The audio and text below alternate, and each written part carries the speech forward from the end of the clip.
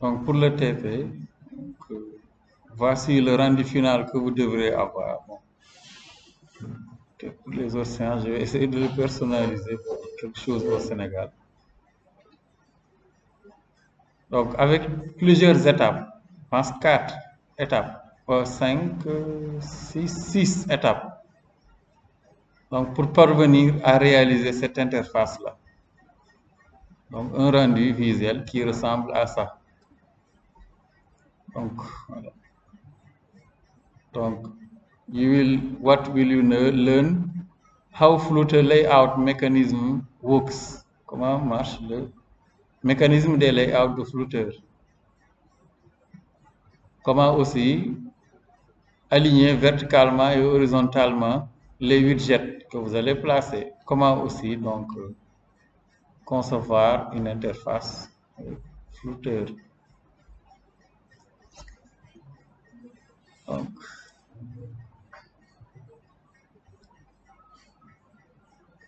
dans un premier temps, step 0, on vous demande de créer l'application de base, donc le code de base de l'application, c'est ce que voilà, c'est ce qui va être fait ici.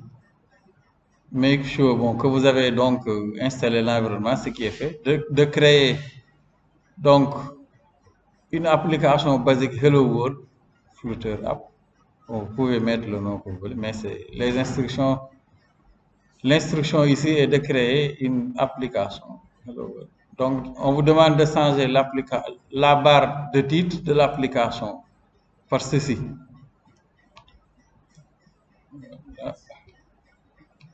Donc, pour la barre de titre.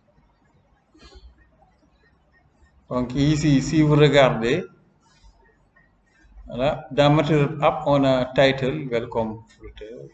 Peut-être de remplacer le titre que vous avez, voilà. Quand il y a moins, il faut enlever. Et plus, de remplacer le titre dans l'application par défaut généré par Title. Flutter Layout Demo. Ou bien vous créez votre propre widget stateless, vous rajoutez le code. Ensuite, scaffold aussi, la barre où là il faut écrire Flutter Layout Demo.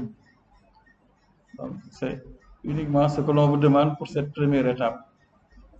Ensuite, dans la deuxième étape, là c'est pour simplement voir comment se composent les layouts pour former cet espace. Donc, the first step is to break the layout down to its basic elements, les éléments basiques.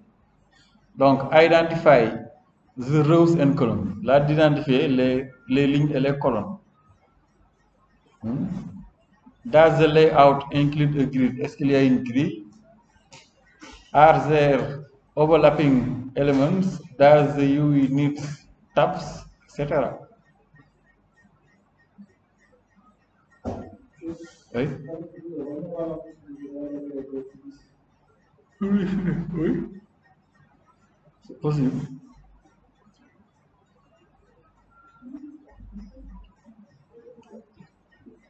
Donc, par exemple, si vous regardez, bon, ici, on peut voir qu'il y a peut-être 1, 2, 3, 4 lignes. Ça dépend de comment on l'implémente. Et une colonne, par exemple. Diagramme, next diagramme, each row. Bon, ici aussi, si vous regardez, nous avons une ligne avec 3 enfants. Donc, le premier qui contient les 2 textes. Okniken, vous savez comment ça se lit. Lake Compound. Et Kandersteg, Switzerland. Voilà, dans une colonne. Et là, vous avez donc les 2 derniers fils, l'icône et le texte. Pour la ligne des boutons aussi, donc on a un premier bouton ici pour appeler, un second bouton, mais tous les 3 boutons sont sur une même ligne, row. Voilà. Juste pour voir. Ensuite, troisième étape, on vous demande d'implémenter donc la ligne de titre, title row. Donc pour cela, au lieu de l'écrire directement dans le scaffold, etc., dans le conteneur, donc ici, il a simplement créé une méthode. qui retourne un widget container.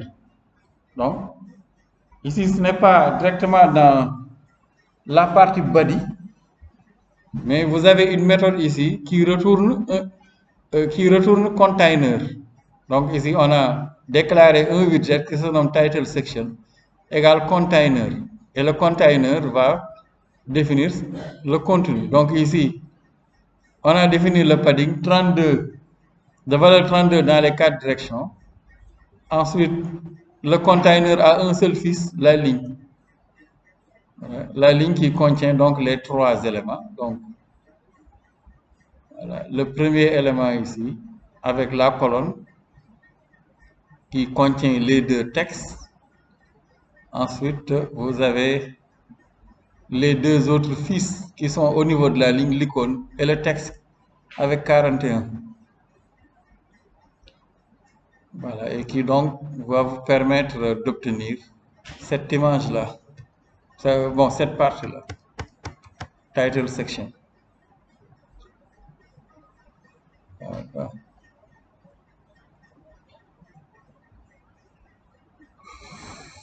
Après, pour l'utiliser, vous voyez, donc on insère dans le body une partie dans donc un conteneur column qui a comme premier fils title section. Ensuite, troisième étape pour les boutons, la ligne des boutons. Donc, comme vous le voyez, on implémente aussi une méthode qui retourne la colonne des boutons. Donc, column. Voilà. Ensuite, vous avez une méthode qui va permettre de construire chaque bouton, qui est appelée. Et finalement, on l'insère aussi dans la colonne de body, donc, ce qui forme déjà l'espace. Ensuite, vous avez le texte qui est affiché. On implémente, on déclare aussi une variable text section, là, qui va permettre d'insérer le texte dans les children. Ça permet vraiment de modulariser le texte et de ne pas surcharger le body. Ensuite, vous avez l'image lake.jpg que vous pouvez télécharger. Ou bien aussi, vous récupérez le lien qui mène à l'image. Comme ça, vous pourrez l'insérer comme une image à distance. Mais ici, bon, le mieux c'est de le télécharger, de le copier et de coller l'image dans le dossier image. Et donc ici, on impose à l'image une largeur et une hauteur. Boxfit.cover, comme ça il va couvrir donc son parent. Bon. Ou l'espace maximal. Tells the framework that the image should be as small as possible, but cover its entire render box. Donc l'image doit être la plus petite possible. Et enfin, la 6e partie qui complète le tout. Et où l'on rajoute l'image. Vous avez normalement le rendu qui devrait correspondre à la première image si vous suivez l'ensemble de ces étapes. Bon. On va essayer de faire l'exercice le plus rapidement possible. Donc, pour l'exercice, soit vous générez un nouveau projet ou bien vous créez un nouveau fichier d'art comme nous le faisons depuis ce matin. Par exemple, là, je vais l'appeler donc TP numéro 2, TP2. Voilà, point d'art. Et là, j'ai l'ensemble des éléments, bon, la barre, single scroll view, bon, floating action button et le reste. Bon, je vais les effacer parce que cela ne concerne pas donc TP. Comme ça, après la barre, je vais le remettre. Hein. Et le body. Alors. Donc, si l'on regarde ici, bon, vous avez la structuration avec bon, matériel app et autres. Là, ça se trouve dans main, dans mon fichier main. Donc, exemple, Donc la classe se nomme TP2 au lieu d'exemple 3. Par exemple. Donc je sauvegarde, je vais venir dans main.dart et là je vais importer le fichier tp2.dart, contrôle espace,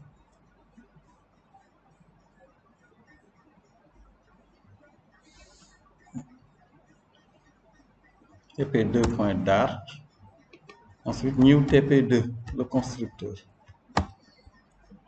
Voilà. Donc je vais l'exécuter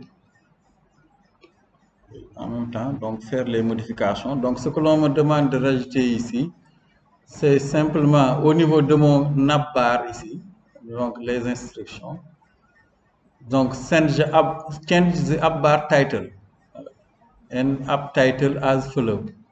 Donc le titre de l'application qui est là dans matériel app, je vais m'en occuper. Donc ici vous avez title, donc qui est le titre de l'application. Title. Et là voici le titre, c'est Flutter Layout Demo. Entre simple code ou double code. Voilà. Ensuite, dans TP2, dans scaffold, j'ai l'appbar, la propriété appbar avec une instance de appbar. Voilà. Et l'appbar a une propriété title qui reçoit un texte, une instance de texte, une instance de texte. Qu'est-ce qu'il m'a fait là? Bon, l'exécution là, ça se plante, donc un texte, une instance de texte, voilà. Et dedans, on a donc Flutter Layout Demo comme titre. Bon, je sauvegarde et je vais attendre qu'il me charge l'application pour continuer. Il est en train de le déployer, de déployer l'application sur l'émulateur. Là, je pourrais voir comment avance donc la conception de la fenêtre.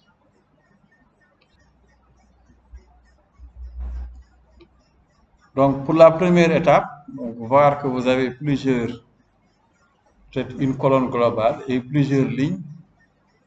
Donc dans la deuxième ligne, row, que vous avez 3 colonnes avec 3 éléments au niveau de la ligne. Un premier groupe d'éléments dans une colonne avec deux éléments, 2 textes qui affichent donc le texte, premier texte en gras et le second texte qui est grisâtre. Et ensuite, sur la même ligne, vous avez les 2 autres éléments. Donc, ça, c'est une icône.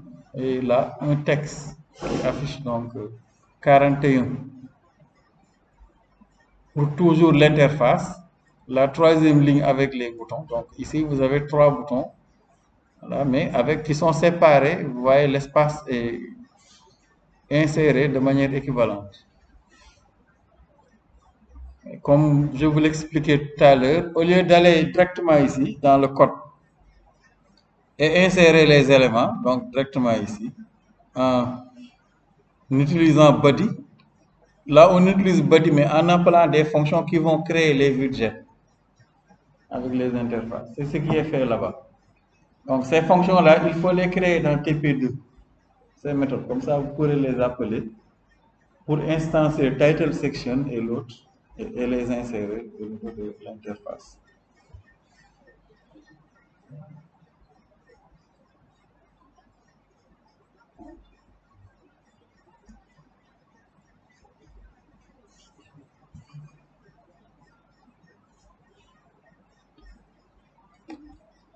Donc, en premier lieu, vous avez donc cette partie-là, donc une variable widget qui va donc recevoir le container qui contient donc une ligne row.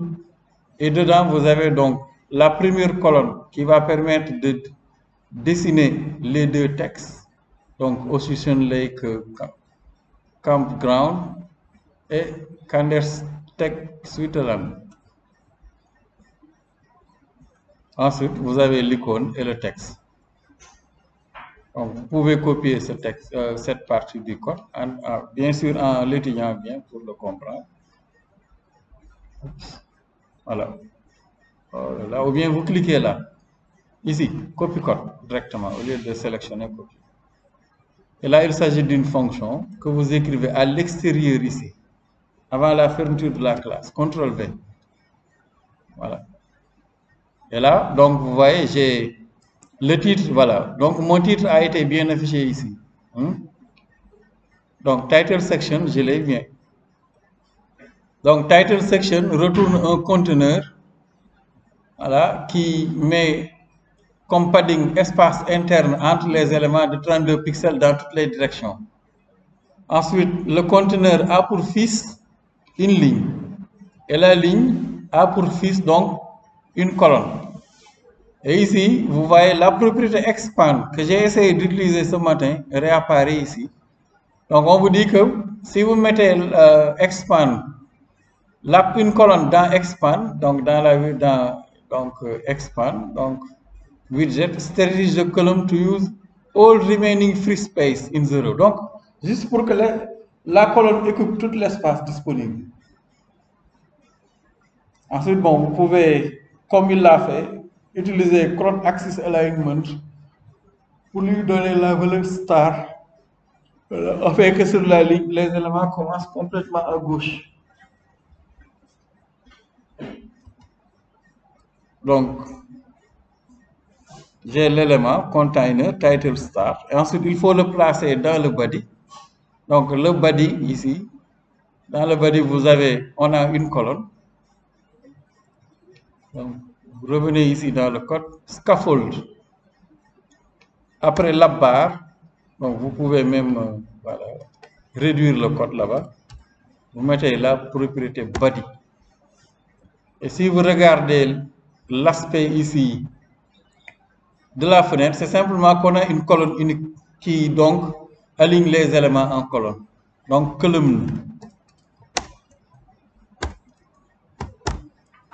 Voilà. Et une colonne a comme fils un ensemble, un children, un ensemble de fils. Et le premier fils ici, c'est title section. Voilà. Et vous sauvegardez. Et en principe, vous voyez, l'élément apparaît ici.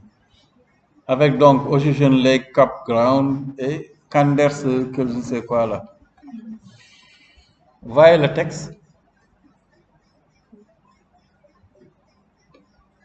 Voilà.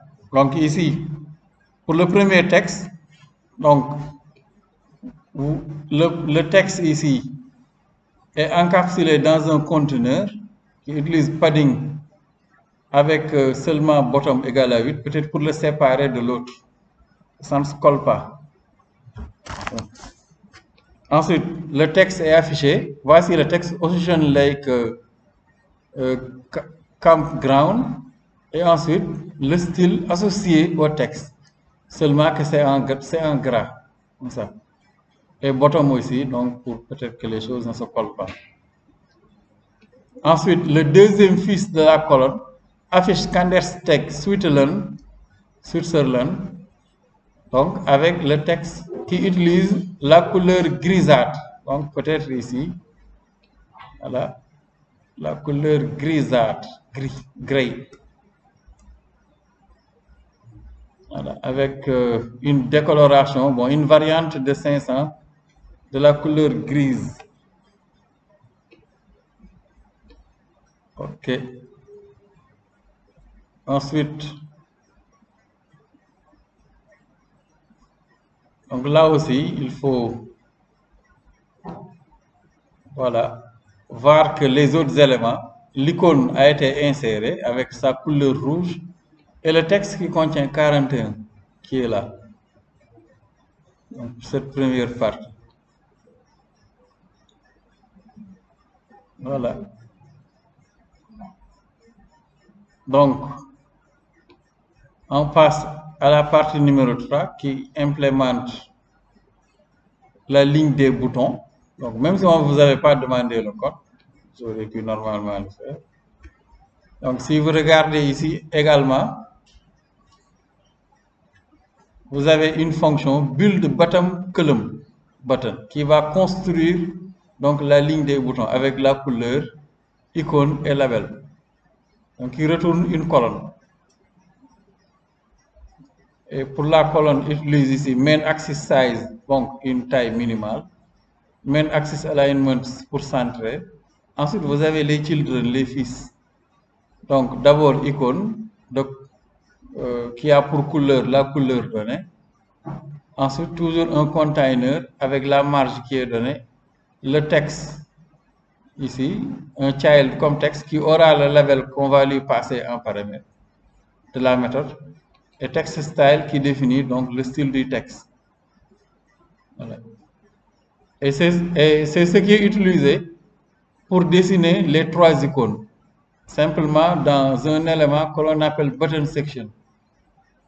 Donc ici, une couleur, voilà, primary color a été déclarée et passée en paramètre.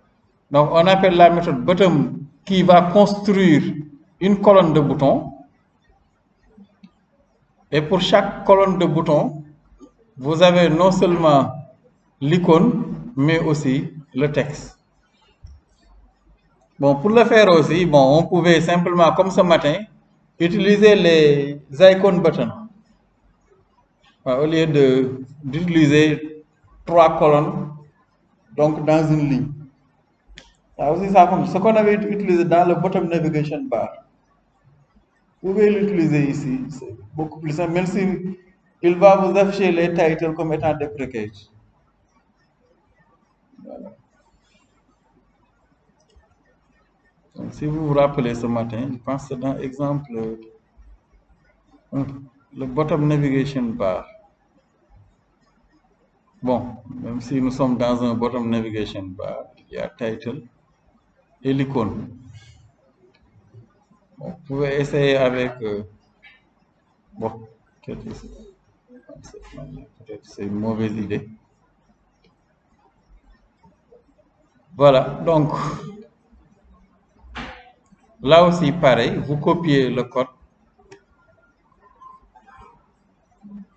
Bon, peut-être pas tout le code, juste la colonne. La méthode qui va permettre de créer la colonne de boutons. CTRL C, et je vais coller la méthode aussi quelque part ici, donc là par exemple. Et donc j'ai la méthode qui me permet de créer des colonnes de boutons. Donc pour chaque colonne, j'ai la couleur, l'icône et le texte à mettre comme label. Ensuite, on a déclaré une couleur, c'est la couleur qui sera utilisée pour le rendu, et la variable ou l'attribut de la classe qui va être inséré au niveau de l'interface pour simplifier le code. Donc là, vous collez le, voilà.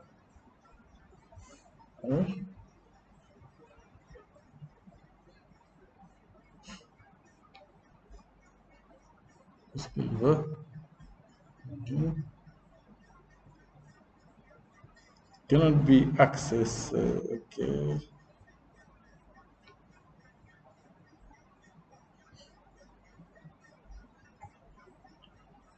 Bon, il l'a inséré ici dans un. Qu'est-ce que. Oui. Je suis bien dans la classe. Oui, ok.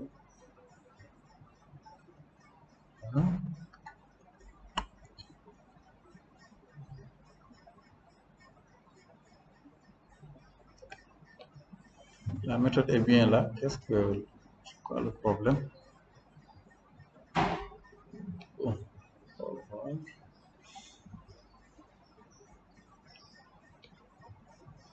Ok, j'ai la classe qui extend stateless.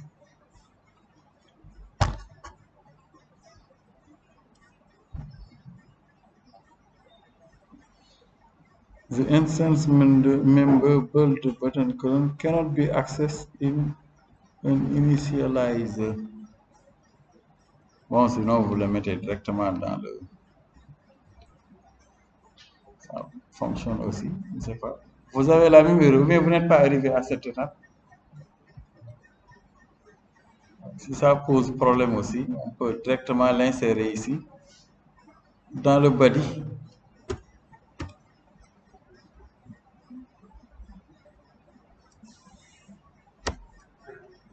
Voilà. Vous pouvez aussi l'insérer directement. Bon, la couleur, c'est attribut color. Bon, on peut la déclarer dans la méthode. Ici.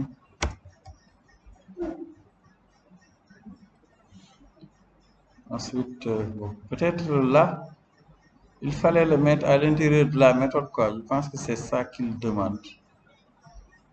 Oui, oui, c'est vrai. Il faut le coller à l'intérieur de la méthode. C'est beaucoup plus logique.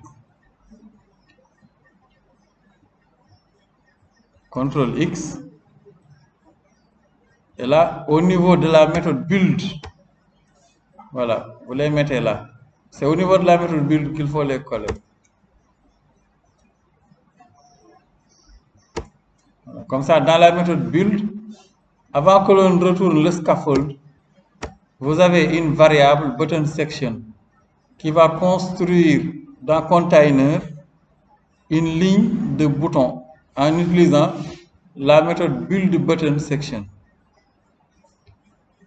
Voilà. Donc dans build, ne le collez pas autre part. Donc j'enlève cette page. Voilà. Et pour insérer donc la colonne, la ligne de bouton, donc je vais simplement insérer l'élément button section. Voilà, et j'ai mes boutons de section.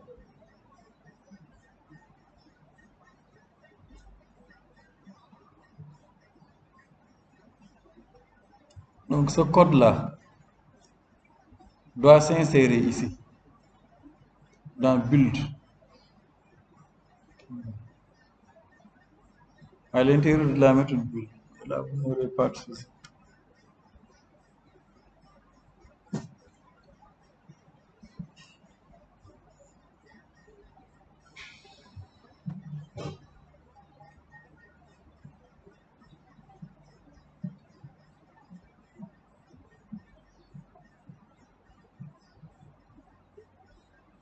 Ensuite, même chose aussi, vous avez la variable text section.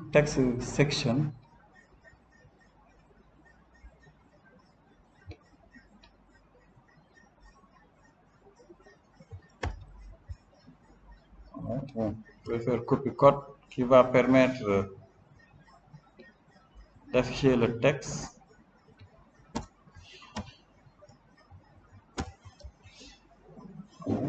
Attribut de classe aussi, là, vous le rajoutez. Et là, vous avez donc le texte aussi qui a été demandé ici. Là. C'est bien l'ordre, ok. Donc ici, soft, avec l'utilisation de, comment il s'appelle encore, soft wrap.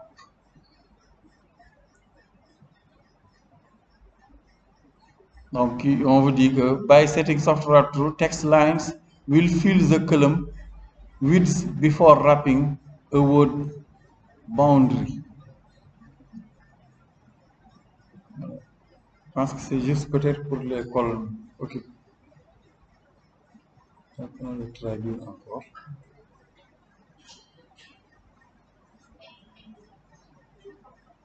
Donc, et enfin, la dernière étape qui insère l'image. Donc, il faut copier et coller l'image lake.jpg, ou bien vous utilisez l'image à distance. Si jamais donc vous avez une bonne connexion, en l'insérant donc comme image asset avant title section. Donc image.network, et là vous passez vous collez le lien.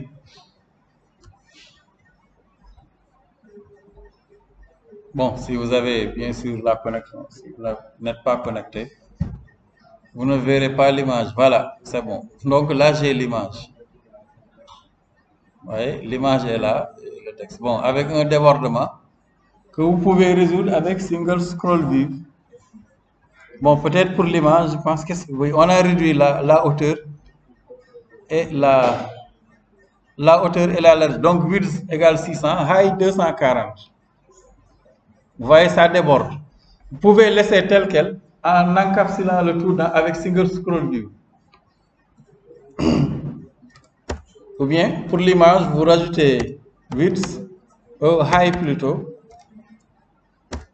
parce que là, même, height 240, pour réduire la hauteur de l'image et avoir donc suffisamment d'espace.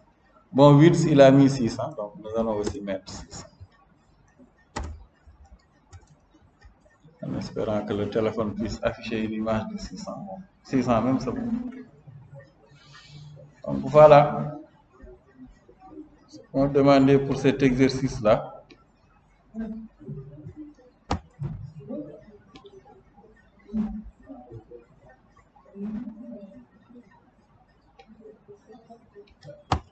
Vous pouvez formater le code.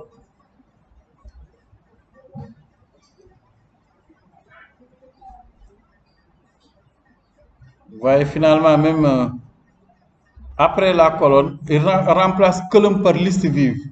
De ce fait, si l'image est trop grande, vous n'aurez plus la bande, cette bande, comment ça s'appelle encore? Jaune là qui apparaissait. Comme tout à l'heure, vous avez vu, puisque l'image est trop grande, donc on avait voilà, cet élément-là qui spécifiait que bon, l'image était bon, qu'il y a un débordement. Donc pour éviter ceci, vous pouvez remplacer column par list view. Donc list view est un composant, bon, comme son nom l'indique, qui affiche une liste, mais c'est un élément qui est scrollable. Voilà, donc vous pouvez scroller. Vous voyez, comme il est simple de créer des interfaces graphiques avec Flutter. Simplement, il faut auparavant dessiner une maquette de ce que vous souhaitez obtenir. Et ensuite, voir quelles sont les couleurs, voilà, et styles que vous souhaitez utiliser. Ce n'est pas compliqué. Oui, j'arrive, oui.